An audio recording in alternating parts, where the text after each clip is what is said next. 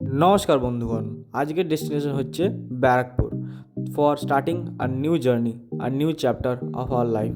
তো সকাল সকাল না ভোর ভোর বাস ধরে পরে আমরা পৌঁছে যাই দুর্গাপুর স্টেশন। ওখান থেকে ট্রেন ধরে ঝালমুড়ি খেতে খেতে আর বাইরের দৃশ্য দেখতে দেখতে আমরা পৌঁছে যাই ব্যারাকপুর স্টেশন। ওখান থেকে আমরা একটা অটো করে নিই।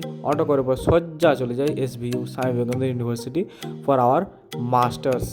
ওখানে বেশ কিছুক্ষণ ক্যাম্পাস ঘোরার পর চারদিক দেখার পর আমাদের কাজ শেষ করে আমরা ওখান থেকে বেরিয়ে পড়ি আমাদের নেক্সট কাজ রুম দেখার জন্য।